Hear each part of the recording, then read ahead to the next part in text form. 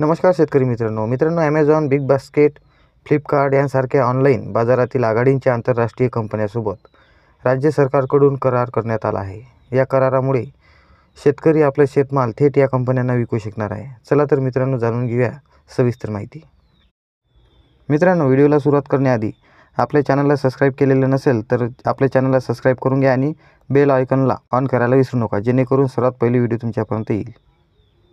मित्रांनो, कृषी मूल्य साखळी भागीदारी बैठकीत महत्त्वाचे सामंजस्य करार झाले असून ज्याचा शेतकऱ्यांना मोठा फायदा होणार आहे, असे प्रतिपादन उपमुख्यमंत्री देवेंद्र फडणवीस यांनी केले आहे.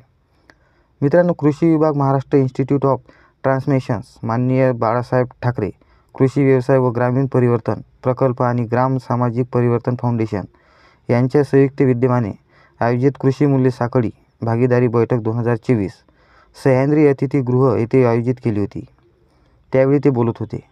यावेळी कृषी मंत्री धनंजय मुंडे, कृषी विभागाचे अप्पर मुख्य सचिव अनुप कुमार, महाराष्ट्र इन्स्टिट्यूट ऑफ ट्रान्समेशनचे मुख्य कार्यकारी अधिकारी प्रवीण परदेशी, ग्रामविकास विभागाचे प्रधान सचिव एकनाथ डवले, कृषी आयुक्त प्रवीण गेडाम यांच्यासह विविध आंतरराष्ट्रीय व राष्ट्रीय पातळीवरील कंपन्यांचे प्रतिनिधी आणि शेतकरी उत्पादक कंपन्यांचे प्रतिनिधी उपस्थित होते. मित्रांनो, राज्य सरकारने कृषी मूल्य साखळीचा दुसरा टप्पा प्रारंभ केला आहे. अनुदानातून, नुकसान भरपाईतून शेतीचे क्षेत्र बाहेर काढण्यासाठी विविध उपाययोजना केल्या जात आहेत.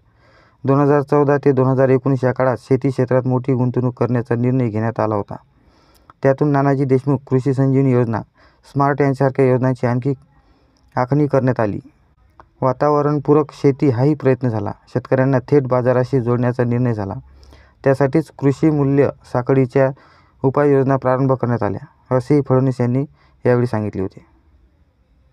मित्रांनो, आता पुढचा टप्पा प्रारंभ झाला असून राज्य सरकार शेतकऱ्यांच्या पाठीशी अतिशय खंबीरपणे उभे आहे. त्यासाठीच ग्राम सामाजिक परिवर्तन फाउंडेशन ONDC यांच्या सामंजस्य करार झाला आहे. शेतकऱ्यांची उत्पादने डिजिटल प्लॅटफॉर्मवर आणून त्यांच्या उत्पादनांना बाजारपेठ उपलब्ध करून देण्यासाठी हा करार करण्यात आलेला आहे, असेही त्यांनी सांगितले आहे.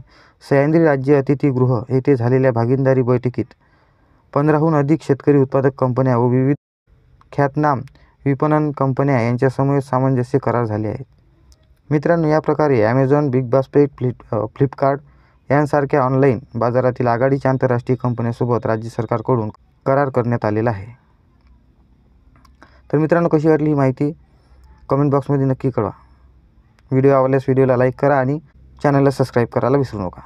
भेटू नवीन अपडेटसोबत. तोपर्यंत नमस्कार मित्रांनो.